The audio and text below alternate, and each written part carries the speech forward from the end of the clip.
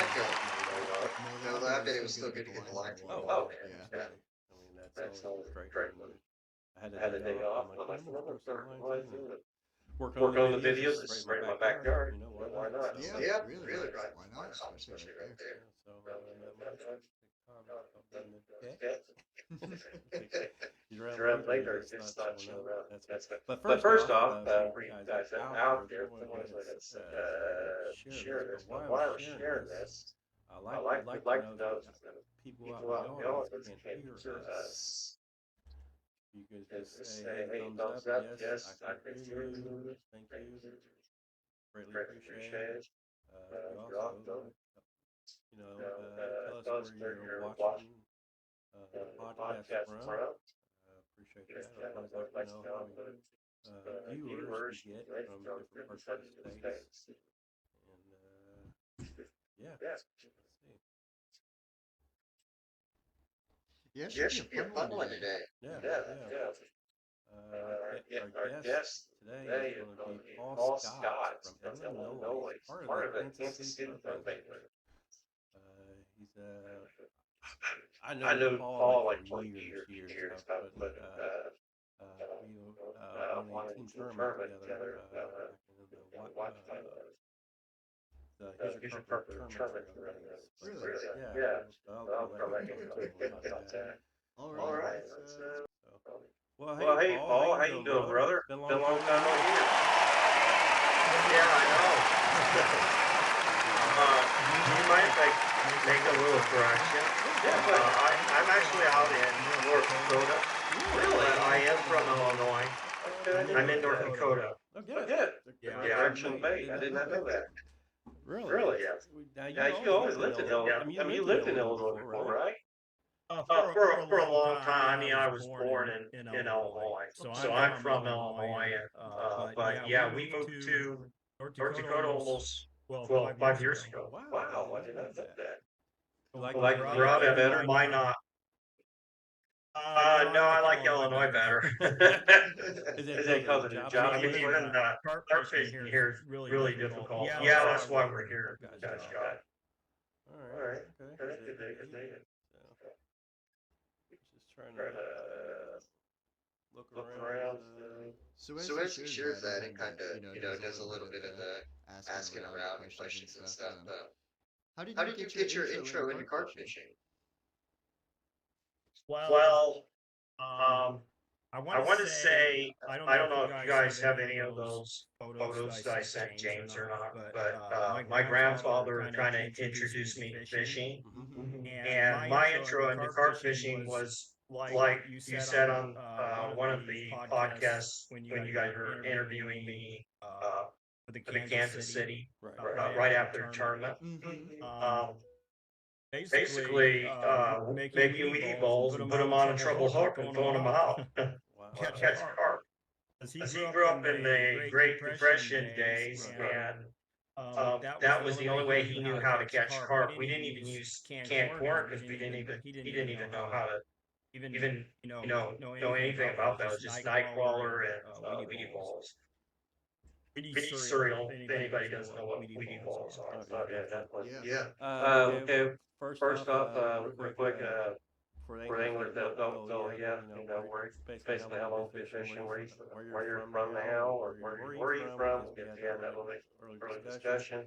And how long you been carp fishing?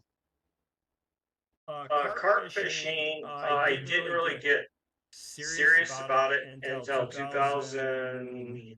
Okay. I actually, for me, my progression is I start off like a hobby angler, fishing with my grandpa, and then we got into doing what we call CWPR, catch, weigh, photo release.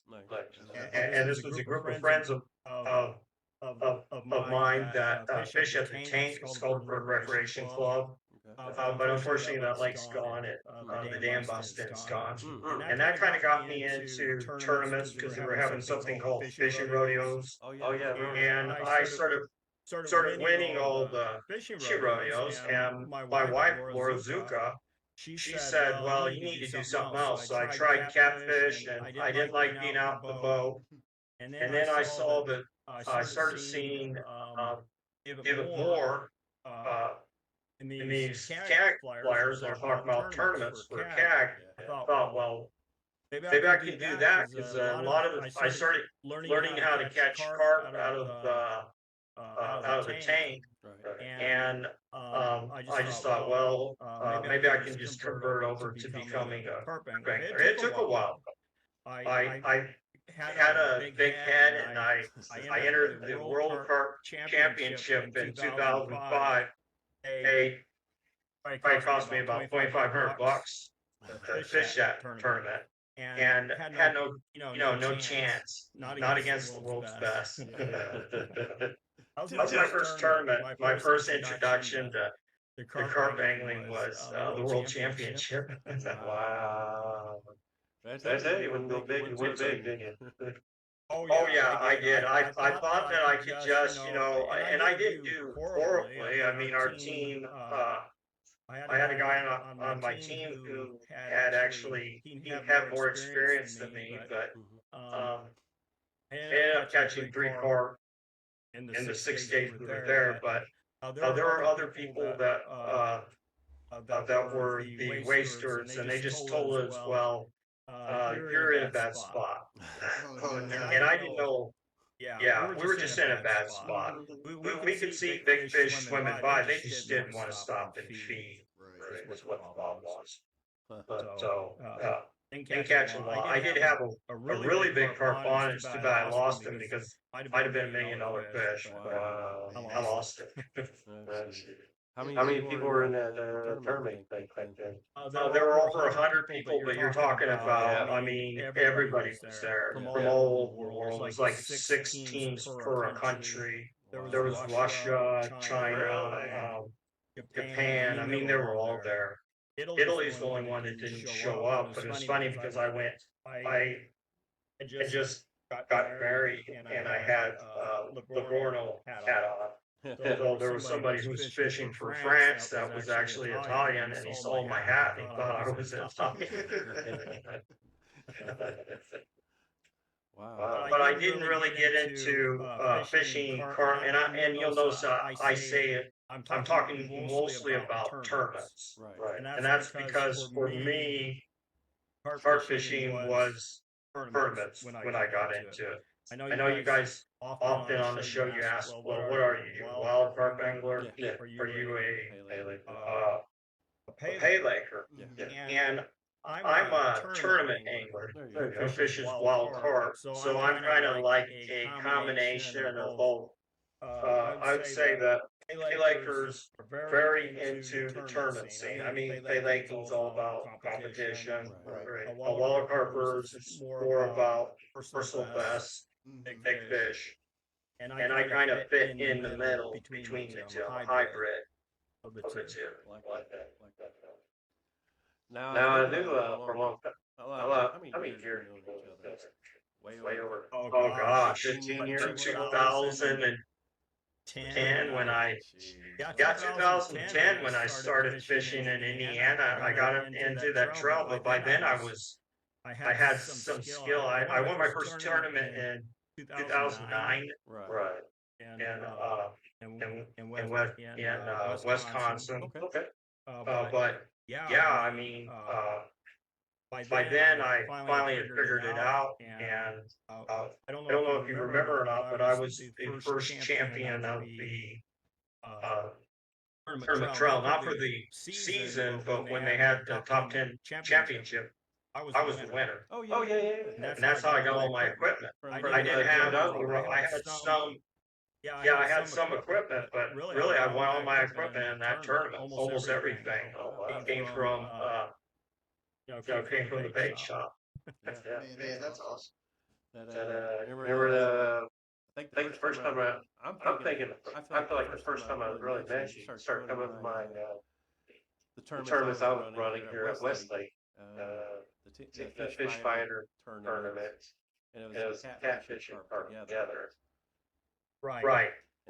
Which for me was something right up my alley because the fishing rodeos were everything counted, and you were doing that. So And I've been doing that. I did that for like the longest time. I had a catfish and carp tournaments together, just because I wanted more action. mhm. You know, carp was getting more cats than he was with carp, and then a lot of people started kind of frowning on, it, especially the carp anglers, because they said, "Well, it's not a true tournament, it's just like carp fishing and all that stuff." So I kind of did it. I said, I feel like, well, you're kind of right, I guess. And I think so. That's when and I think Gilbert Huxley, of all people, is the one who told me that before.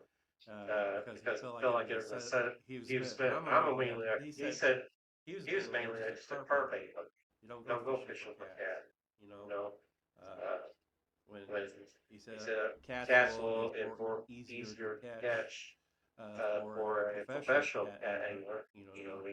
And then they would a carp angler, just because you just dangle a piece of meat mainly over in front of that catfish, but I'm sure there's other techniques too of catching Right. catfish. You know what I mean? So I'm kind of an expert in both areas now. Yeah. Because I was, even my first job out of college was I worked at South Dakota State University, and I was a fishery technician for the grad students. Okay. And we went out, we studied the habitat of channel catfish and what they ate, where they were at. So by the time I got done with that job, I knew everything there could be, that I needed to know. I even studied genetics of catfish in Auburn at one point. So that was the route I was going to take, but I can't swim. You won't see me. It's funny in the last video you were talking about diving into the water to go save a carp. Well, I'm not going to do that. Sorry. Yeah, I can't do that. So So that's fine. That's to each his own. You know what I mean? You don't have to be right. They do. Somebody would have to dive in to save me. I understand. Now also knowing you two, your strategy is more like a lot of science behind it. I feel like. Am I right or am I wrong? Yeah, to some degree, it's a combination of things. It's funny. I'm going to bring up a name, Frank Rink. He once said that it was all a bunch of luck. But then I told Frank, well, how come you're winning all these tournaments? And if it's just luck, you should just go play the lottery. I think it's yes. I think what Frank Reagan does, button up t-shirts and ties he kept on wearing to all the tournaments. He's always very professional. I don't understand that, but he did. He always wore a tight button-up shirt. I feel like there's a tie involved with it also, but I could be wrong. Yeah, he's very, very good angler. And the first tournament I won was a qualifier for Wisconsin, and I beat him and Lee Young, and that was the first one. It's 2009.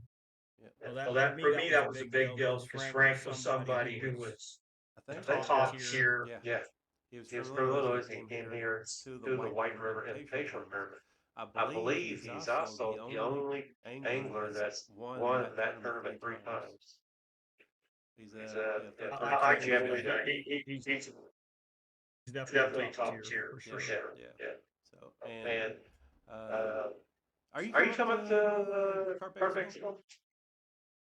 I've been talking to my wife about it, but it's a long drive, and then we gotta go through the winter storms. Even in March, it's still winter here, so it depends on the weather. And it's such a long drive for me now. It's not like when I lived near Springfield, Illinois. Now it's another 8 hours on top of that. So you're talking 14, 15 hours. Assuming that we don't have bad weather, just getting across the state. I drive all the way across the state of North Dakota just to head that direction. So You got snow right now? yeah. Yeah, we've had snow some month. We're supposed to get 4 to 6 here by tomorrow. There's snow. Oh, Lord, jeez. There's a shortened fishing season because of it too, because unless you're an ice fisherman, I mean, if you love ice fishing, this is the place to be, but if you, Actually, this would be the place to be because a lot of ice fishing here. Do you You ever, do do ice fishing? Or Or carp? I have, but I don't like it. Yeah. Oh, for carp, no, I kind of, I read an article a long time ago that said that it was dangerous, that there was a CAG article, Yeah. and they were talking about carp in Texas, though. They weren't talking about carp in North Dakota. Okay. But they were saying that when the temperature dropped below 50 degrees, it was actually somewhat dangerous for the carp to get too much food.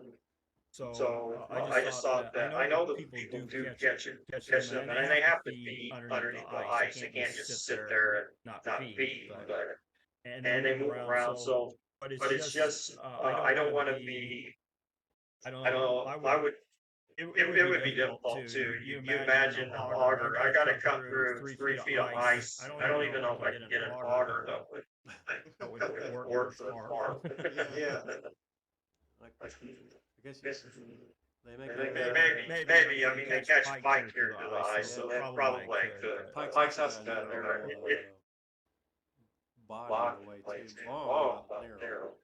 I think. Maybe that's the same. If it's Depends on how big the carp you catch, I guess. Oh yeah. Yeah, I guess you cut cut a a hole hole and and get get a a saw saw and and cut a cut a little little extra, you know, Well, it would be difficult, James, because it's about 3 feet of ice that you gotta cut through. You gotta have a power auger. You can't have a hand one or anything like that. yeah. I'm here for that. I'm just used to with a hand holder. But Oh yeah, me too in Illinois. yeah, Used to be that way. well, So what's different between, if any, between the carp fishing in Illinois and the carp fishing in North Dakota? Well, in North Dakota, the season is different. Like when we do the Keg Big Four, I fall in between. It's either the fall season it's getting too cold for me to be there, and the spring season, if they had a summer session, I'd be okay. But really, there's only a couple of months, and then there's I have to compete with. There's a lot of people who are involved in bow hunting for carp in North Dakota. Really? So I've gone to places where I thought I should be able to catch really big carp, Mm-hmm. and they're just not there because you start catching carp with holes in them or deformities that are caused by bow fishing. And even on places like there's a reserve I was fishing, I thought, oh, this is a great place. It's where the biggest carp have been because they can't go out in the boat. But I was allowed to fish on the, I guess it would be the east lake. And yet the bow anglers were allowed to walk around the edge of it and shoot carp. And I don't understand that, why were they able to kill the carp, but I couldn't fish for them? So that's really the difference, is that it's just the fishing season. And it depends on where you're at. In North Dakota, it seems like the tactics that worked in Illinois work here. When I fished at South Dakota, there were places, Ponson Lake, where they were actually catching more carp on golden shiners, like golden spoons. Huh. And it was really hard to get the carp to bite on, well, they wouldn't bite on corn. I caught some on worm. I did get them going on the boilies, but it would have taken a lot of time to get them, and at the time I was working there, so I didn't have a lot of time. I did catch a few, but it was interesting to see a kid fishing for pike and tell me, oh, the carp are, I'm snagging carp and watching carp chase the spoon and hit it. So do you think So that's we from, don't think of So do you think that's from just all the naturals that's in that lake, and they're kind of picking up the worms and Yeah, things like that? yeah, Yeah, yeah, yeah, I I think think so. so. They got used to it was kind of like a sand bottom. So, So that was the forage. you You know, know, they they had had to to adapt. adapt. Carp Carp are are probably probably one one of of the the best best adaptable adaptable fishers. fishers. That's why they've been able to spread across the United States Right. and adapt to their environment. Mm-hmm. So But yeah, Yeah, and they're actually more. They actually feed on more things than people think that they do. I've seen them. They eat small minnows. Snails, mussels. I saw a video of a carp eating a frog. Anything that's in that lake, if it's big enough to go in their mouth, they're pretty much gonna suck it up and try to digest it. yeah, I think so too. It's just harder to go that route because we know what happens to catfish. Almost all places where the carp or the catfish are there. So if you use those baits, you're going to get a catfish most of the time. Mm-hmm. So there was something to bring it back. You said you didn't start fishing carp crickets until late. I did do a little bit of stalking on your Facebook before the podcast, and I saw an article in the newspaper about the spring fishing rodeo. Can you tell me a little bit about that? Oh yeah. So what I was telling you is that so I started off, like I said, my grandfather got me into fishing, and he came from the Great Depression. It's like keep everything, everything. Mm-hmm. And And then then this this lake, lake, it was, was you you know what a sportsman club is, right? Yeah. It's basically it was an 18-acre lake that was owned by a club, and you had to pay a membership. It was 2 miles from my house. I could walk there.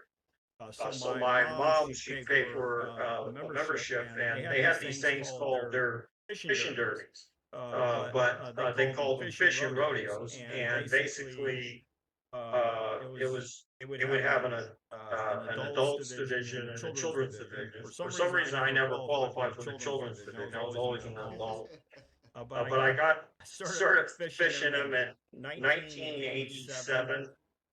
And then in 92, I came close to winning one. And finally, I won one in 94. But we had guys that who had been pay Lakers out in, like coming from Indiana or wherever, pay laking was. We didn't have pay lakes like you guys do. We have pay lakes where you go there and pay a fee, catch fish, eat. Right. And there would be one pot for a big fish. There was no jugs, there was no competitions. So these guys, it was hard for me to beat a lot of them in the beginning just because I had to figure it out. And when I started winning them, it was catfish. I was catching the catfish, beating them that way. And then later on, I started figuring out how to catch the carp. But you see, I'm holding up a carp, Mm-hmm. and I just got to the point that I was winning all of them. I won like, I think the most anybody ever won was 5, and I won 19. Nice. So, Fully sweep them. yes, I just kept winning them every year. They did they started off just 1 year, and then it was spring, summer, and fall. But if you fish any of the, like I was saying, the fishing rodeo, if you fish any of those tournaments where everything counts from the shoreline, then you have an idea. Nowadays they just do it for kids a lot of times. In Illinois, there's more of them. In North Dakota, there's one. It's for kids. So it's hard to find shoreline tournaments here in North Dakota, but that's what it was. So what's maybe what's the biggest fish that you heard of in North Dakota? I think that the record is just over 31 pounds. Yeah, I see. But it's an all-tackle record. They took it with a bow. Yeah. Matter of fact, I'm looking at the article right now. It's a guy named Might he might be there too. yeah, Derek Derek Farnick.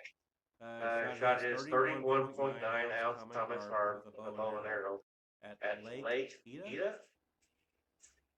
Yeah, and I've been to like it's a little difficult to get to because it's out, and I've been there and I've been fishing there. Actually, I took a CAG member there, give him an opportunity to fish it. Right. I haven't caught anything that big. Yeah, but this was like back in 2003. Okay. Right. Hmm. Well, we've caught about the 24 pounds. Okay.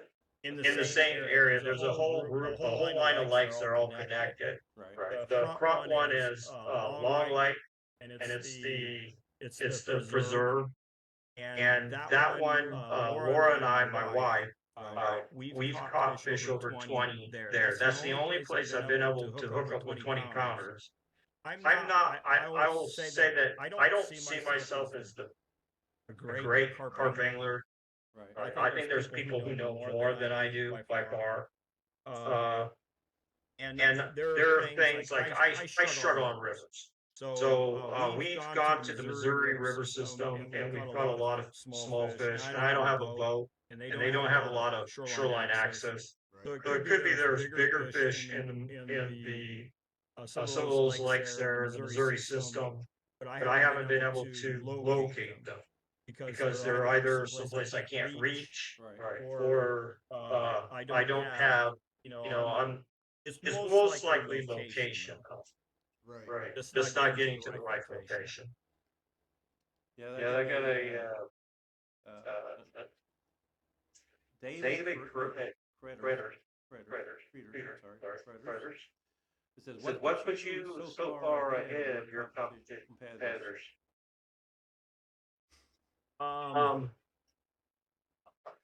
It's kind of funny because what I was trying to tell you guys about Frank Rink is that when you get in those competitions, we're playing a poker game. Right. So you have to know something about everybody that's around you. Right. You got to understand.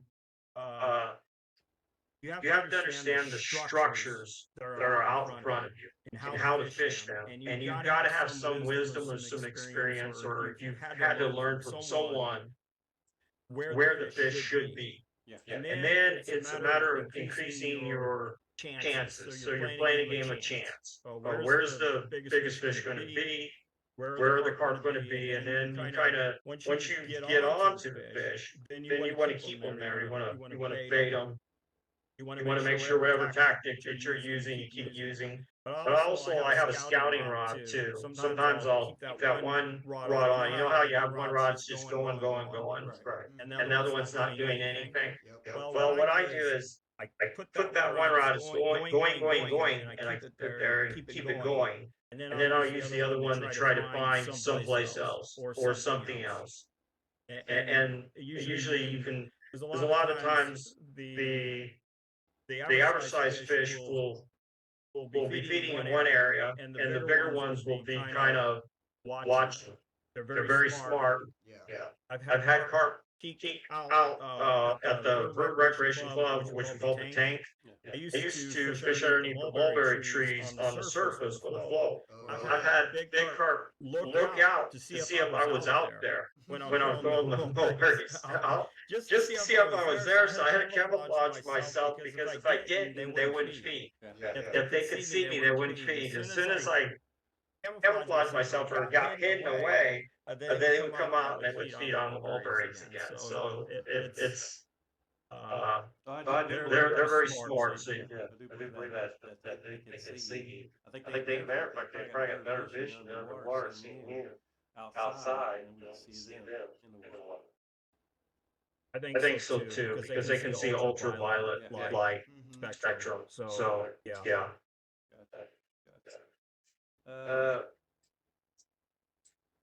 There's a. You remember that tournament, Trey? We won together. The team tournament. Yes. Oh, that was back 2011. 2011. Yeah, 2011. Yeah, we had a good spot. I know that for sure. That was at Warsaw, Indiana. Okay. Yeah. Right. Where, matter of fact, Pike Pike Lake. Pike Lake. As a matter of fact, that's lake still holds the record for the biggest carp in Indiana. Yeah, that was we had a good tournament. It rained on us like crazy too. Yeah. What was it? James, James and I, well, James had the biggest fish of the tournament, biggest carp. Yeah. We took first, second, third. We had like 300 and some pounds. We had more weight together than the next two places combined. I think We completely destroyed the competition. I think It was awful. I think once we got that spot, I feel like everybody thought, well, it's over. They said that was a good spot. Or should we just go ahead and brag that we're the best? I think we should. Yeah. Plan B. Yeah.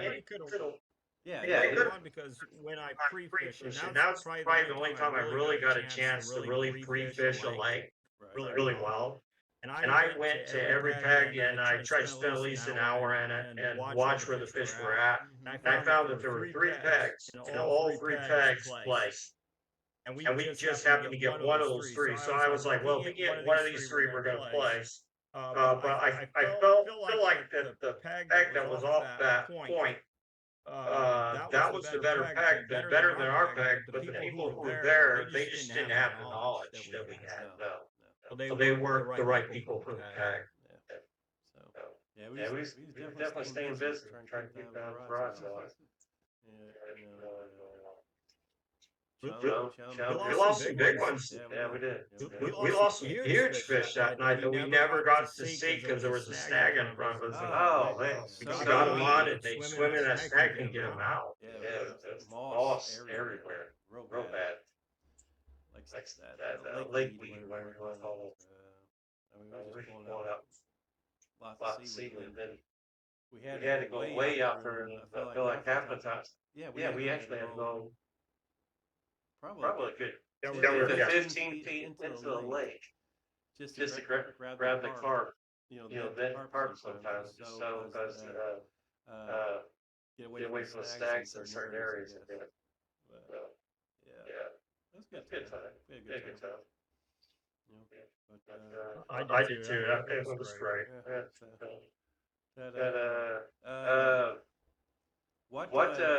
What strategy do you now these days do you use when you approach a big swim? So the first thing that I'm going to do, and when you're talking about a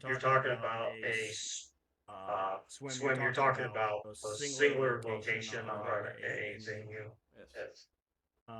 So this would apply for the tournament. So the first thing I'm going to do is I'm going to look around and see what I can see, where are the fish showing themselves. Then I want to see if I can see where there are obvious structures. And there are people who are very good at plummeting. I'm not. I'm thinking about using the castable sonar stuff because I think that'd make it easier, or getting a bait boat. One of the competitors in this last tournament, Mike Bull, he's actually the guy that removed my hook from my finger in the first tournament I won, and for the KCCA. And he has a bait boat with a sonar on it that he just goes up and down. He can go up and down and map the whole place out, and then fish it. Yeah. So I wish I could do that because I could see what the structures are on the bottom and wouldn't have to rely on plummeting, which is not always. But that's what I do. I really just look at where the fish are showing, and then I try to get baits out to where I see the fish, and then bait those areas once I start catching fish. Do you like structure a lot? I do. I think that most fish will follow along some kind of structure if you go to a tank at Cabela's, you'll notice the carp will feed around the trees, like the stumps and stuff. You'll see where they feed. And if you watch them in the tank, that applies in the wild too. Right. That if there's a tree, especially in lakes. Now in rivers, there's Lee Young. He does really well in the river up there where he's at. I don't know if his abilities would transfer or not, but I imagine they would because he's a really good carp angler.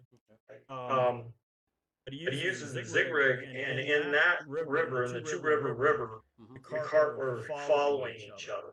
So, and there's different sizes following each other, and you got to get your bait right in the exact line where the big fish are. And he does it by using zig rigs. And I'm not very good with zig rigs. I like to use real bait, and I might pop it up off the bottom. You know, I might use a bubble. I might use plastic, but I'm not. I haven't had the chance to really use zigs, but he uses zigs. He's a master at zig rigging. So that's something too. Yeah, they definitely follow structure. They follow each other, and I kind of think that they're kind of like elephants too, because they're minnows and they're born together, and they usually have a really big carp in their group. That's like the matriarch. And I've noticed this when at matriarch, one time I was fishing in South Dakota, and the matriarch jumped over a dam, like a mini dam. And at first they were just circling, but once she did that, once that biggest carp went over that dam, those other carp were willing to die to get over that dam to be with her. They were doing everything in their power. Some of them were killing themselves trying to get up and over the dam because they're too small to make it over. But until she did that, none of them were doing it. Wow, Kind of like a queen bee. They all just kind of follow Right. onto her. Right. Now you were saying that about like villas or Bass Pro Shop, which was what the carp going around and log or stump. Do you think that a carp is like a predator? You think that carp is like looking for like crayfish or other like zebra mussels or something like that? Do you think they're more like predator type fish? Well, we know that they're, they end up cleaning up the bottom. We talk about them being bottom feeders, and they put them in to clean up the bottom of leaves. But yeah, they are a predator because what their main diet is invertebrates. All the worms and all the invertebrates are in those weeds. They're going in there. I know in North Dakota, there's a place called I want to say it's like Ardot. Okay. And we found these shrimp, freshwater shrimp, and they were embedded in what do you want to call the seaweed, the algae. And I decided to use cut shrimp, and I caught fish on corn, and I caught fish on worms. And there's just tons of carp. I caught 50 carp on the top-tail shrimp. Nice. Because they thought it was the food that they normally eat. Right. Yeah, so it's just as fast as I threw it in, they were hitting it. Okay. And I tried throwing corn and other things in there, and they weren't doing the same thing. It's just that that's what they were keen in on. That was their primary forage, and I just kept throwing it and kept catching. So you say when the fish do have a high food source like that, where they're consistently getting their needs met by that food source, is it better to, like you said, throw a natural that kind of mimics what they're feeding on to kind of induce a bite, or would you still use things like the oilies and your corn and things like that? I would still use your corns and your oilies and things like that because especially, that was a very special situation. There weren't a lot of catfish to compete with, and the carp population, I mean, you could almost walk across them. There were so many of them there. So I couldn't get as many bites on the worm and the corn because they really didn't know what it was, to be honest with you.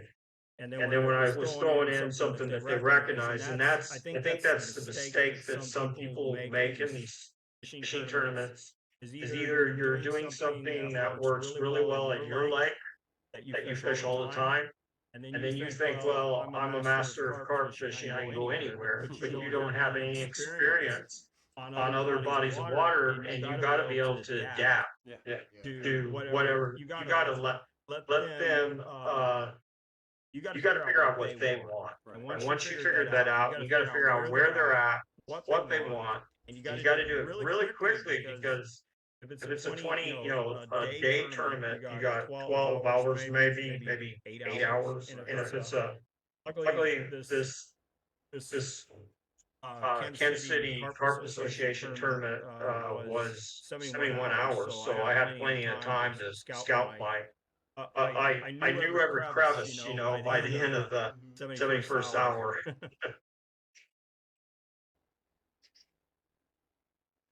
Do you, years when I first started carp fishing, when I first started carp fishing, I was talking to, who was I? I think it was Gilbert Hudson talking about that. And I was shocked to hear how carp has more molars in the back of their jawline. What is actually you think that carp would eat with those molars, to break whatever structure with their teeth, mainly? A combination of things, nuts. They use them for, well, with the zebra mussels. Of course, the zebra mussels weren't there prior, but they do. They use them to mussels, crush mussels, stuff like that. Right. There's some people in the South. I have not had a lot of success using crayfish of any kind, Right. but there have been people who will tell me that they'll throw out crayfish in certain places and they catch really big carp. I have seen in a pay lake somebody do that, but I've never. I've tried dehydrating a bunch of crayfish and making boilies out of it. Making pack bait for this crayfish. And I have no success at all with it. And then in one I caught catfish. So do you think But that's what it's for. Yes, it's for crushing stuff. It's kind of like a bird doesn't have teeth either, and they get rocks in their gizzard and they crush all the stuff up. So it's basically it's a molar. It is a molar. I forget what I used to know the terminology for that molar, but that's what it is. David here says snails too. Snails? Right. Exactly. Yeah. That would be probably a primary Yeah. food source. Crawdads. I think anything that they can get in their mouths, Right. they're gonna try it. I don't think a mussel is too big. Depends on how big the fish is. That's true. That's true. Some fish they have those big bucket mouths. There's this little pond out here. We're full of mussels. Yeah. No, it's- But no carp. That might be. Where's that? Yeah. I'm sorry, go on. That might be why some of the carp get so, like you go one place and you're like, well, there's gotta be a huge carp in here and they're all dinks. Yeah. And then you go to another place and the fish are really, really big. It could be that there's just a better forage for them. I feel like, and this is just me, I feel like Dale Hollow, why is it such a special lake? It's because the food source they have in it, and I feel like it's zebra mussels. I feel like maybe it's probably one of the number one primary food source. There's zebra mussels all over it. It's just such like it's just such a rich ecosystem. All the mussels, the crayfish, the small bait fish, which brings, that's why it's such a trophy smallmouth bass lake, and that's why people are just starting to figure out, oh, there's huge carp in there too. So, I do think you're right. I think it's the entire ecosystem that really brings out those big fish. Something that Austin and I have noticed is, if you hear reports of people saying, "Oh, there's big bass in there," or big crappie, big bluegill, there's usually going to be some pretty big carp in that pond or that big body of water too. Yeah. And their numbers too. I know there's a lake. I can't remember the name of it, but there's a lake in northern Illinois that has some really big carp in it. But there's very few carp in the lake. And I know they have muskie, pike, and walleye in that lake. So I'm thinking, well, it's such a small lake, those fish are probably just devouring the baby carp when they're little. So not very many of them survive. So then you get bigger carp too because there's more food to go around. Definitely. Now, We change something here a little bit. you You're saying how you was a tournament angler, which which I know you are. You did send me pictures, which I didn't bring the pictures with me, but I will on the YouTube when I after this video's over. I will cut and edit and all this stuff. I will add all the pictures of this podcast. But you you got a lot of hardware on on your shelves.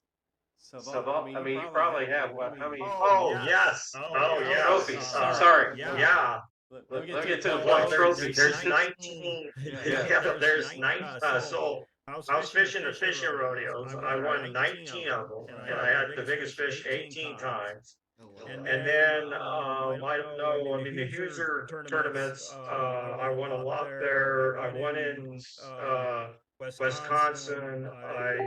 And one of the reasons for going to the Missouri, going to Missouri and fishing the Harvest Moon Classic was I wanted to add a state. I didn't even care. I just wanted top 3. Nice. Just to add a state to my resume. I call it my resume. Just to say, well, I won in Missouri. Well, I didn't know I was going to win. Right. And then, and actually, I think you were wondering about that, James. So I fished for the by Kansas City tournaments. Okay. I fished the first one Yeah. and won in Missouri. I did not fish the second one, and it was Craig. Craig Cook that won, and then I fished the third one. I would say that if you guys get a chance to interview Craig Cook, I would go for it. That guy to me seems like he's a special angler. He's really high level. Craig Cook. Yes. Okay. I don't know where it comes from. I know the first tournament they said he flew across from the UK and then came out of Seattle, Washington for this other tournament. So Okay. I don't know where he's from, but he's definitely, he knows what he's doing. He can look at the water and kind of. I wish I had his ability. If I could get rid of all the water and just see where all the structure is, and then put it back, it would be a lot easier to fish some of these tournaments. And he seems to be able to do that in his mind. Just clear all the water out. There's another carp angler, man, let's say, I feel like I want to say his name. His name is Philip, something like that. Yeah, I feel like he's from New York, but he was all into the stars, how everything was lined up.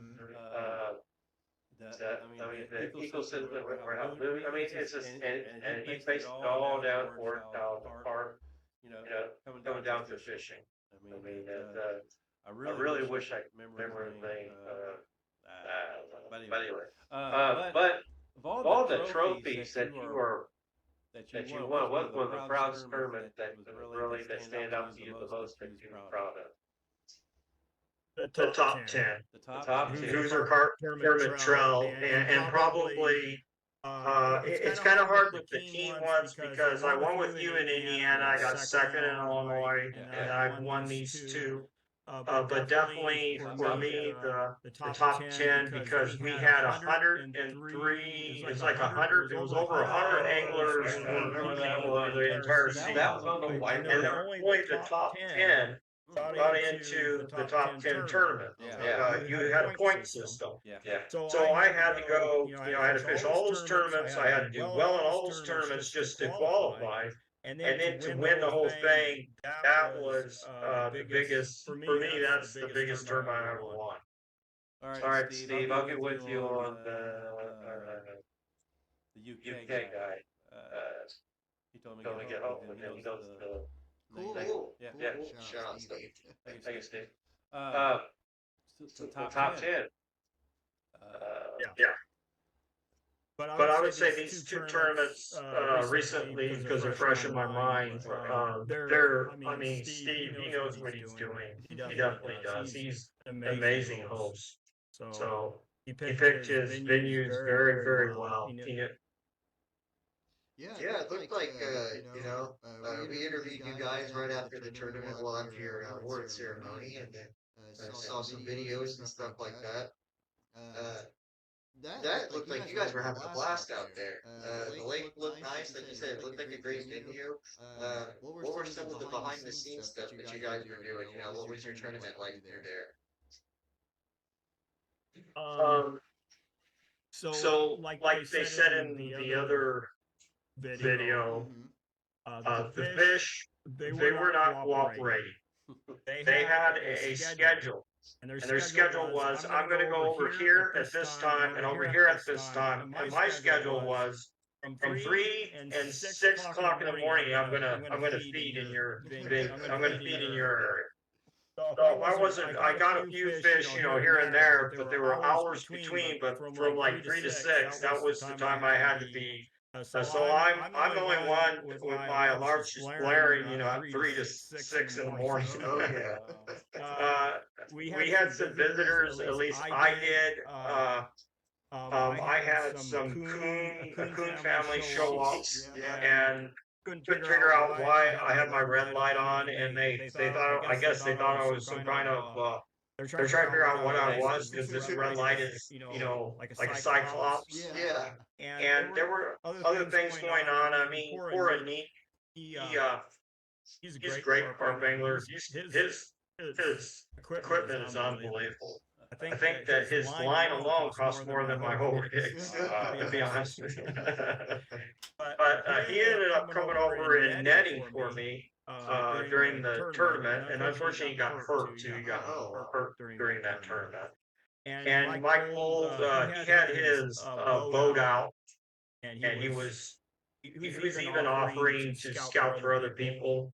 I think for him, he did really well in the tournament when he finally settled down. But there was a lot of people had, to get themselves, going into the tournament. I'm trying to I don't want to leave my rods.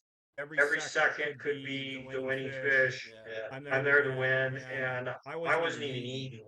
At some point, we all had radios. I'm like, can you go to McDonald's and bring me some cheeseburgers? Because I didn't want to leave. I did not want to leave my rods, other than, No, no. Oh yeah. It's like Yeah. Was it 513?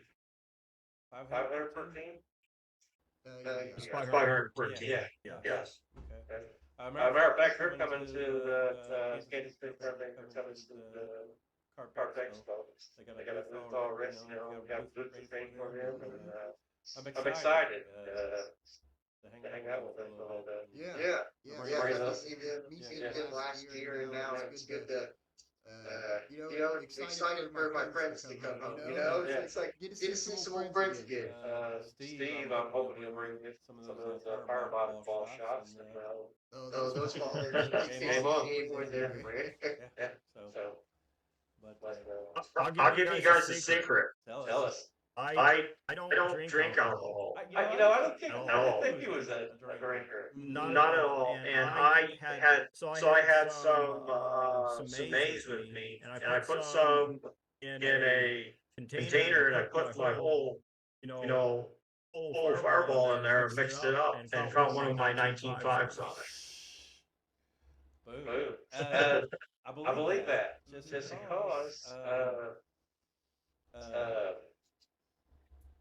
What's that? What flavor? Cinnamon in it. The cinnamon. Also the. I mean, alcohol does great with bait. It really does. Especially when it's cold. Butternut shots. Schnapps, whatever it's called. Yeah, I know what you're talking about. Am I saying that right? I feel like I'm saying that right. I feel like okay. But I don't know, man. Again, back to your whole tournament carp angler.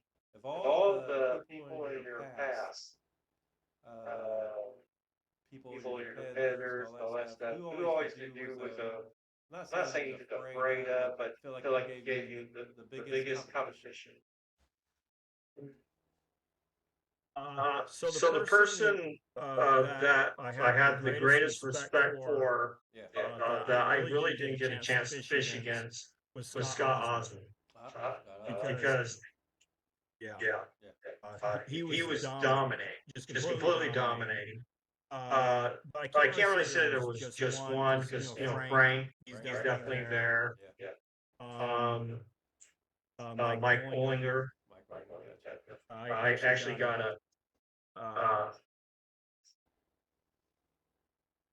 and he's definitely a Tila. And there's others too, but yeah, definitely. There's some people when they show up, you just know if you're pegged next to them, you're gonna have to work extra hard. And if they're in the tournament, it's a big tournament. It's gonna, if they get on a good peg, you might be competing for second place. Yeah. I said this before, but I always thought in our carp fishing angler world, whatever. I always thought it'd be kind of cool to have carp anglers trading cards. Oh yeah, that would be cool. Yeah, the anglers from the past, hey, this guy's got some good stats on him. This PB's this, all that, common carp, beer carp, and why not? What's the grassy carp, buffalo carp? I mean. I hope we get to. I hope we do get to that point. Yeah, I mean that's kind of like baseball cards, but carp angles. I tried to mention that to my team one time. They like rolled their eyes at me. Like, James thinking it. It's kind of cool. That's just me. I'm always I suggested doing a top 10, but a lot of people didn't like that because then you've got, who's the top 10. Oh, I want to do a little bit of a shout out for Rick Slinker. Yeah. Because I mean, he's probably when I first got started, especially in the Cruiser Carp Tournament Trail, he was the most helpful of anybody. That guy's just a great guy. And I also fished in his Hooked on Autism. I won a tournament there too. Oh, nice. His Hooked on Autism tournament. Yeah, we tried to run. We ran one of those. He asked to take over those tournaments that he did. But I think I don't know what happened. Something happened. We kind of stopped a little bit. I think it maybe had about insurance or something like that. Take stuff out of the lake. Were you there when we had the lightning strike tournament? Oh my God! Over at Warsaw? Is that the one? I don't remember where we were at. All I know is my wife and I reeled in the rods. We ran to the car because after a tree exploded across the lake in front of us, and another one to the right, and to the left, it was just like, oh my gosh, we're gonna die. We got to get to the car. Hershey Lake. What's say First Lake? Amish people everywhere around that place. Right. First. Yeah, that might have been it. Yes. That was a lightning. Yeah. I mean, it was. They say that carp angling's not dangerous. Of course, yeah. We got 12-foot rods or 7-foot rods in our hand. Lightning's flying around. We're just like walking Thors, Carbon rod, a fluorocarbon line, you're just asking to get fried. Right. Well, Oh, I swear to God, man, it's good talking to you, brother. That's like the end of our show. Man, we got a lot of history together, I know that. We know 15 years. Definitely. What's one of the carp anglers that you okay, Rick Slinger's one that. Who's the other carp anglers that you want to give out shout outs to? You got a list over there. Don't know if you've done anything with Carp DM. Carp DM group. And that's Chad. I don't really, that is, I think that's how.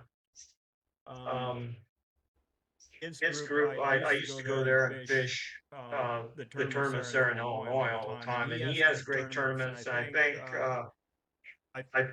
I don't know if you guys will ever hook up, fish fighters, and you guys will hook up. But I know that Steve was talking about maybe, and this has always been a dream of mine, maybe getting the people who organize carp tournaments to somehow form a connection so that we can get a national championship going at some point, or have more of a big, tournament at the end where some portion of our entry fees go towards something, some kind of big tournament at the end, or something, just connect everybody more. Yeah, I agree. That'd be really cool. Yeah, I remember one time you talking about trying to get a tournament over at Dale Hollow.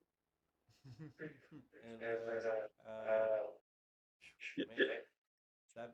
I think the only time we could did that, I think the only time we could ever do something like that probably had to be in the fall time, just because you have more bank space. Yeah. The summers and spring, warm up some high. Just get the carp angles all here. Yeah, it'd be a pain. And that's why I say I'm not really a I get when you talk about wild carpers and other trained PBs, I can't justify paying the money out to go to Dill Hollow. One of these days I will, for a vacation or something. But if you guys had a tournament there, I definitely go. You're the flags. Yeah. Or something. But I do admire you, man. You're a hell of a carp angler. You know what you want. You know your strategies once you get into the tournament. I admire you when you go, when we teaming up together. I thought, you guys had great strategy. We put our thoughts together. We won it.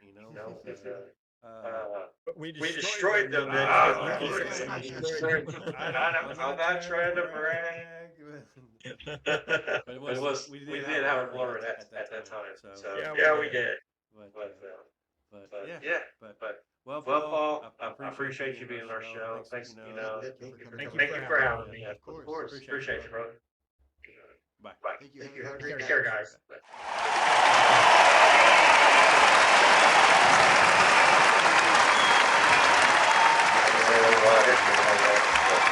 Yeah, that was fun. Yeah, it shows a lot. Oh, yeah, he says that doing a lot of stuff. I don't know. I bet there's a lot of stuff that goes on that he doesn't even think about that he's doing now. Right. It's kind of one of the things that he was telling me as he's trying to teach me stuff is he's like, I make so many decisions that I don't even think about that I make it. So I imagine it's the same thing. Yeah. But well. Yeah.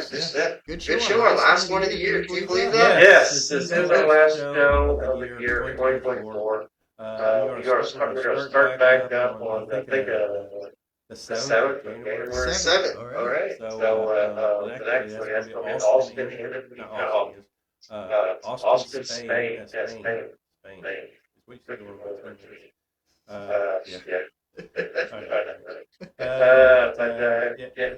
He's a good paylaker. He's got good strategies and stuff like that. But yeah, this is our last one. We're off on. We have our podcast Wednesday. The way things set up. Christmas Day on the 25th on Wednesday, and so is New Year's Day. We got double Yeah, Wednesday. so that's why. But we'll see you guys next year. Again, thank you for all our sponsors. Yeah, thank you, Carp Angler, Big Leapers, Team Fish Fighters, Party Fernando, West Coast Big Boats, on Big Boat. Little off the screen over there is bottom feeder baits. Shout out bottom feeder baits. Shout out KCCA Carp Guide. American Banks. Shout out. Practice State Park Air. I think that's all I got. See you guys next year. Later, guys. See ya. Watch it.